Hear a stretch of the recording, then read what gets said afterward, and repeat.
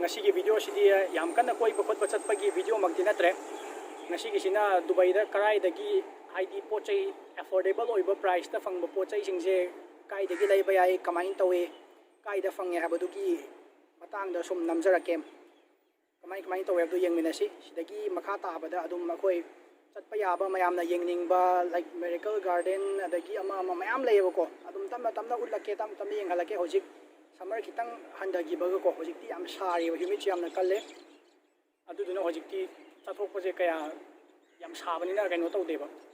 aduga especially brother Sachin ga brother Paten ai manipuri gi creator bu thank you so much brother hoina community post share tawbi dana koi gi channel asiku at least kitang do ega su mayam da khangan bagi da makta nauna haudo ko da ngai bana ko su yam kana haibo idri adum suggest tawbiro comment da haibiro mayam na khangning ba yengning ba gaido akoju ngamni ke dum semdok na ba tawna bo honage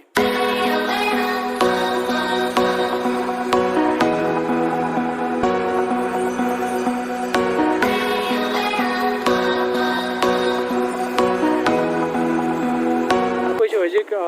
Burj Dubai da leire sida moigi hi bot pong bom ma leiba ko lan thok pa ya bane sigi turen je lan doi ne ba turen gi type nai tar lupa lau bane sida moi iri je sida lan thok ga yemu ge tu ga namak ke kare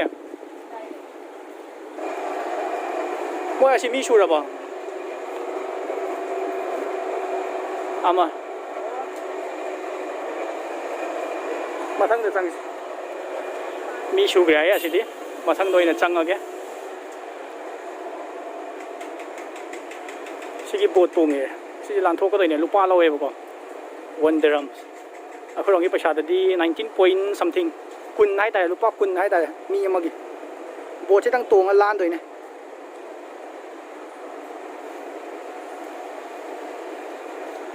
swai jina pura mapham je India gi type ta taw ne Burj Dubai swai je bot lan thok ko do mong namak ke akoi gi turn yore chang chale khoi je mi asi da trip am sakne si ra ne ai bot se ha ai mamang da ong tang gi tong le pai thơ le mamang doi na sina maning ta ka doi ne ha sina maning ta ka doi son da pham je son da pham ma ga di si mamang ore ka doi ne ba ma adumai oi kum dau dai ne khang de sina mamang oi doi ne sain kham je sida kalamone sidam kanjalo ne ni kya tong mono di khang de akoi turn ne sina koi turn yore UAE gi flex koi manipur de loktak ta swai na manipur flex chel di phasani ha loktak lai di bot myam do namake manipur flex namake do ai wala driver lag tri hoje adum bot che ari ba bot ne da sum mohong ta ba bot ya do ising di sing di sida di go yam kana sing boy sing ya mo thal le sida di am swai ji ko India gi type ta pra lai ba do Pakistani am ma yam pun chal lai ba du ne ko sing bari wan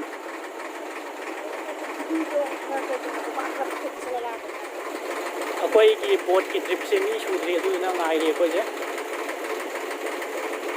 ni kya tong ni khang di akoi namuk chang ma di khang bra si je chang di kan da pa ma han pi ra me ka ma chang wan ni la ko pa ma na lu dai ga la ka lan thu ni ko ma se bari ko na re lan thu re du ko mu dai ka la ni kan tong du ri thaba kem nei te adu na si phat lan thu ga ni adu amu hala ni so video mate ga nam ke na lan chana ba de ne ko tai kai khar lai du doi ne moi po che ke no tham ne si to fire extinguisher ga mi shu dri ngai ni mi shu dri thau ni nom ba ho re ni chỉ là mama ngồi này nắng quay khôi phăm bao nhiêu không mà những ngồi nó phăm ngồi này mà nó bị ra thâu vào hồ can là nằm ok bây giờ chất vào đấy nằm ok thì đây có máy tàu kia đâu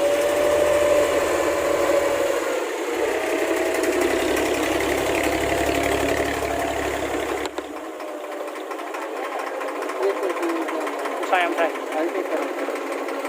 ꯑꯗꯩ ꯄꯣꯠꯁꯤ ꯅꯨꯡꯉꯥꯏꯅꯦꯕ ꯑꯁꯤ ꯇꯧꯕ ꯁꯤꯒꯨꯝꯕꯁꯤꯗ photo ꯑꯃ ꯂꯥꯛꯅꯦ ꯇꯃꯛꯀꯤ ꯃꯃꯥꯡ ꯅꯥꯀꯣꯡꯗꯩ ꯈꯣꯏ ꯌꯦꯡꯍꯜꯂꯛꯀꯦ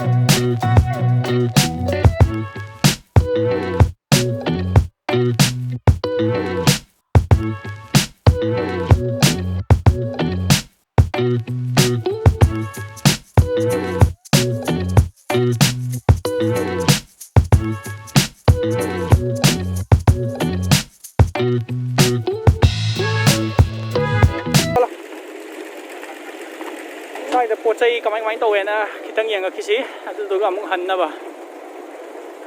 ꯁꯤꯗ ꯃꯌꯥꯝ ꯂꯩꯔꯦ ꯄꯨꯔꯥ ꯗꯦꯜꯂꯤꯗꯒ ꯇꯧꯕꯩ ꯇꯥꯏꯞꯅꯦꯕ ꯁꯤꯗꯗꯤ ꯌꯦꯡꯉꯨꯅꯦ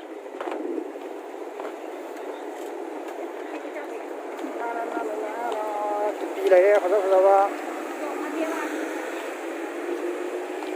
ꯃꯣꯏ ꯁꯤꯗꯩ ꯂꯩꯔ ꯈꯪꯄꯣꯟꯇꯦ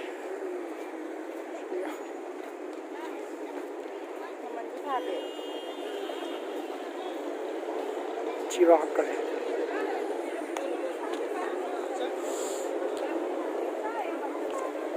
पोचा कितने येंगी क्या क्या है ना 25 तो पीजे 25 ने 25 वाली चौंगा कई लाई पे आप पोच जाओ येंगी तो पी की आते ने हम बस उम्मीद इसी पाम तो उम्मीद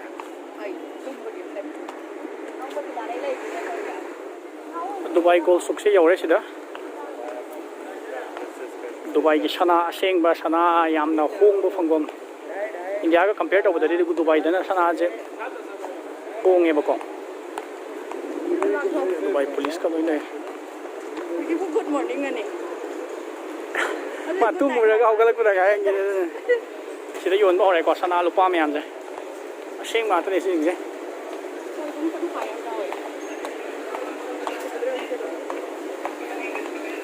सना नि फजब जबदी लई सिजे सना असेंग मने सिजे ong sana asing mana sih? Suruh kita, suruh tahe. Sana macam je, si mapa si dah ke bro.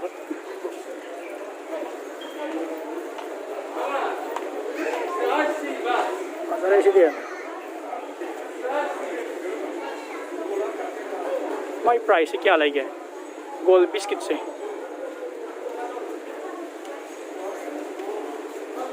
और सम संख्या लगे ये मुझे आतो गोल बिस्किट अदगी अम्मा अम्मा सना ली कोन डायमंड इशू सना मयाम ली लो सना वो डायमंड शिया दबका नहीं मारा यो ngसाई अचौबा फुटो अचौबा ले रो रा मपा तो sum lambi sana li kon khra yeng mi je le ko ma sa ba ju yo le sa da ba ju 24 karat di sa da ba ma le moi da sa de ai gun to tu ne moi le sa ri ei jin chien no pari project price kya le gya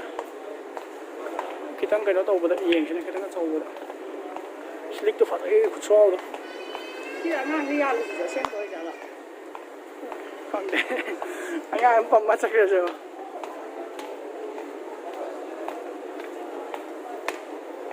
दुकान yung sana yon ba dukan ito niya ring si fa jab lai ya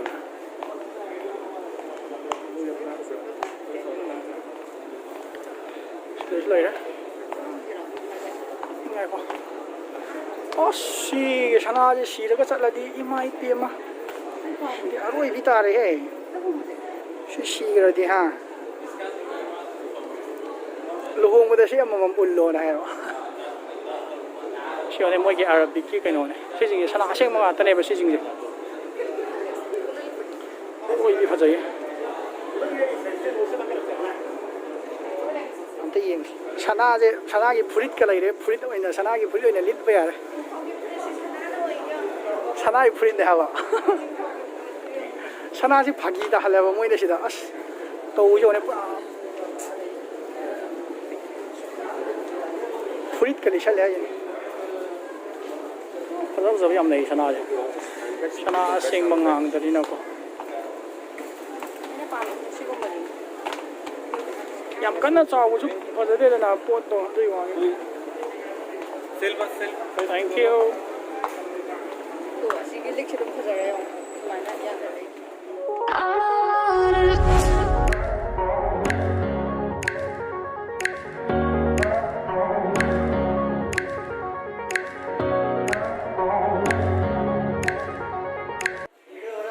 Yam kui rồi mà thung đá một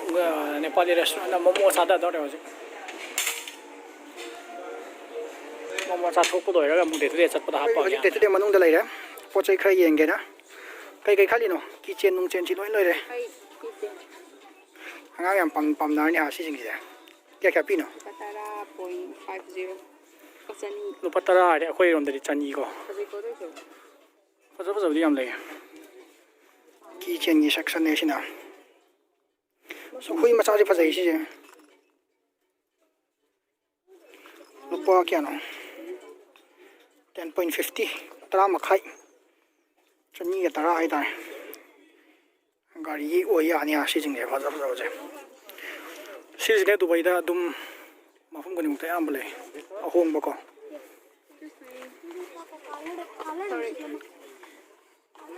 anti yeng ya to ma huk cái này nó, ai cặp cũng đi lấy những người cặp phải rồi giao ra flax, flax hay là cái mỗi cái nói để thầm bờ flax số cao vậy nè, ai flax xong lấy được đi rồi, kia piao nè, cái thằng phải rồi làm tới lâu cái anh được, nàn cái đó, xíu tara cái mà khai đi, hay phải thằng phải rồi làm tới nhiều nè, xin sao mà ham nữa, phải rồi đi đi, adu green du phải rồi, mà khai cái đó, xí cái green mà sao thế? Aduh na fabra na traga na atop design này chứ. Tại tao sinh nhật là gì cái đâu đó. Bộ lần nó tông thở mà. Qua ngang macha na sari ga ba mayam gi. Mang ti yan chalai thado kar dau ne. Promotion da loina graduation ke loai don. Corona an toi ga cấp tí phật giáo lấy vào có ai cấp tu cái cái cấp âm lấy ra khăn bom không đẹp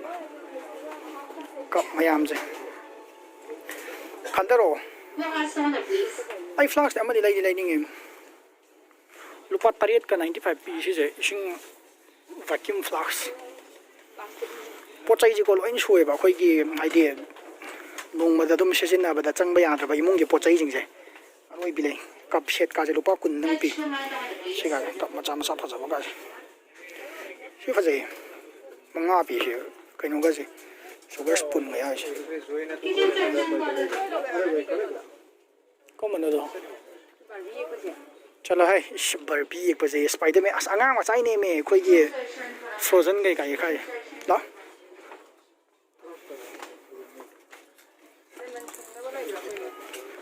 nan đây rồi đi xin là cô lịch này khang nung mà thắc tới là phiền cái section này phiền cái section đó chủ là cái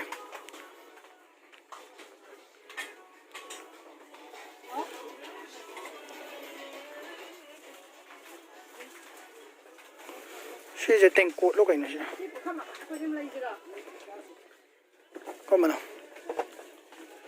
suy phát triển tên cột chính gì rồi ai cặp ở bên gà để cái nụ gà mà cái gì ta đấy xin mà thắc cao chứ rồi nó sarap cái cá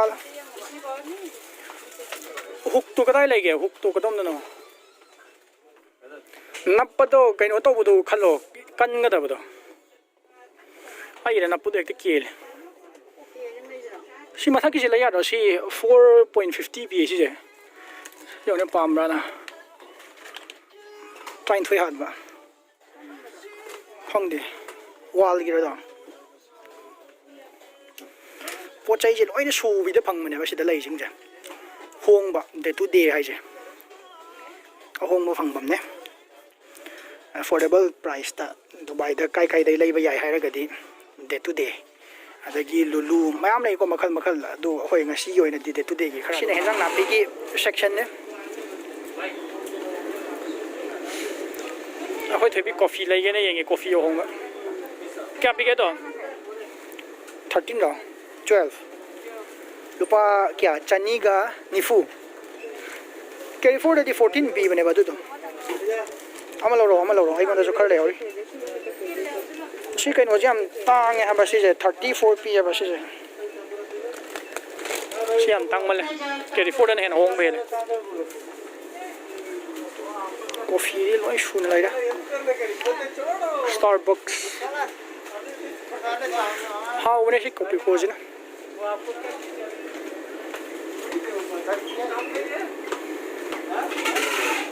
aluji phajade ngasai gi to jo kainom ta howe sidagi pur sat peri talle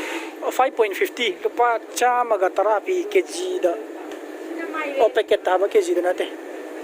mayen masa ja ha mayen how do ba sak nate ha ro si ha ai dai na ha hai bro ha bro không da hai ning mam hai jaram jaran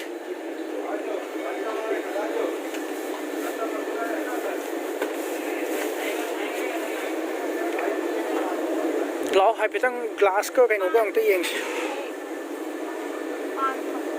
pan kg de kya no 6.50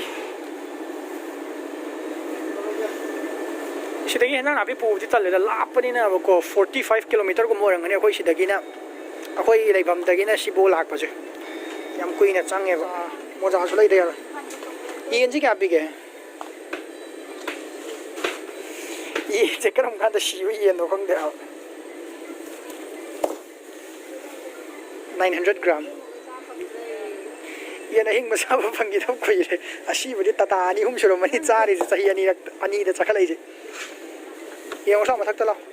kai ba si chana chor ha ba si mo yang bu si lo 1.99 magi expiry date to ha tang yeng ne ani gum ba lo ro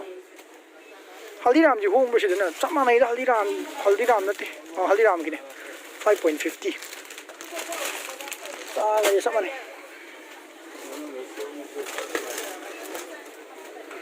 spicy lolo ne tangi 5 dirham pi lupa chama sikya pige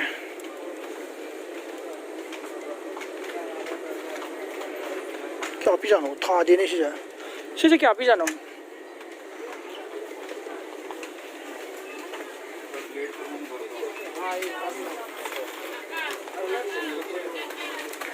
kia na ba mapot machai jong shu na lai lupa tara pi nail cutter dagi khuzin kai loi shu re hen pi pochai makeup pham na box ka ja tupi gai thajal la di sida asaroi bi khan ni brush ka se laune ha pethang fast loi anga ka mathak ta ka usla kai lai doi no kai khali no foundation ga si tai ga aroi phaja thoke ha ra bas kino international brand na te 750 local brand Dubai local brand makeup man lipstick foundation yamna explain to ke to bane to ham ye kai su ja noi pang dai chalo kola ga mai de tai chala di yaram ne foundation lipstick mascara kai na duna foundation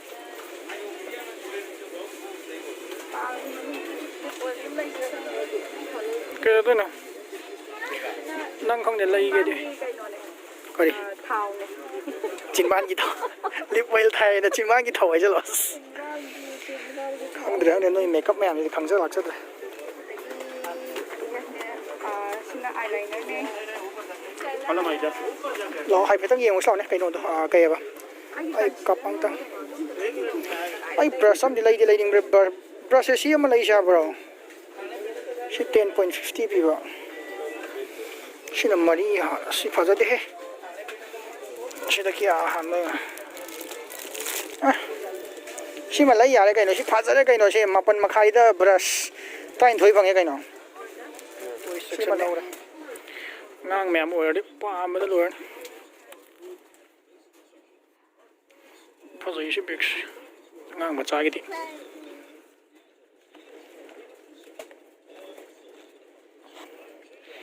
นั่งแม่หมวยดิค่อยยุ่งกี่นั่งอูดิชิบิ๊กใครจะอัสลอยนี่ลอยชิเบกชินเนปาลสัก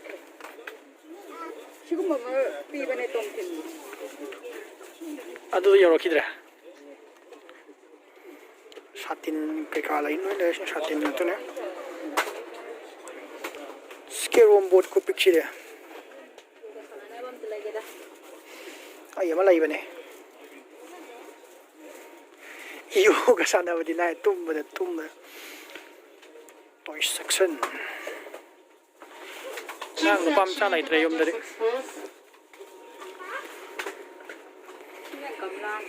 decoration ki pot sai ata nai si jing na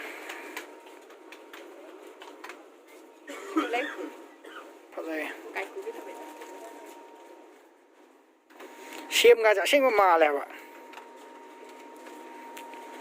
green apple grapes mà pi cái xem mà rồi mà chỉ cái đó teddy bear yang sao sida yang sida pasal lại mà cha ai thầm mầm này đây à châu bấm khắc lì vậy à du vô sẽ đang ngầm để lấy rồi teddy bear makha cái du phật này makha cái yang này du yung ra cái nó mà chăm này đó yung rom đó gọi đi ha cái nó đã gift pi với cái nó pi đã rồi vì lấy nó vậy năng mạnh lắm này đây cái bác sĩ sẽ mà mình cái bác tiger này thì rengu cái nó thì mà là mà sắc ôi tua mấy mà lại chắp cái sàng ấyตัวนู้นนั่งมันแบบไหนเด้อเฮ้อ ตัวนู้นมันแบบตัวcái gì lại đi ngang mà sao rồi đấy sao rồi bị bám cái đâu này có cái thế tôi cái thế là cái gì nhận ra lỗi không đấy lại đi à xí làm phải rồi xí gì cái nó xí gì cái gì mang cái gì mà khai cái kia bị cái gì vậy lúc bác quân mà thôi bị chăm ri cái quân thằng ngoài tranh pan chân ni cái này chăm ri hả quân anh taทำบำเลยเด็กก็ทำเลยเด็กพามุงเงยไอ้ตาดิทำไม่ได้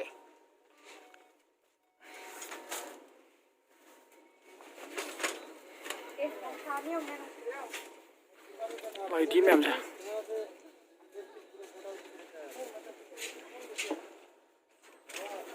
ต้องชักอะไร Lion King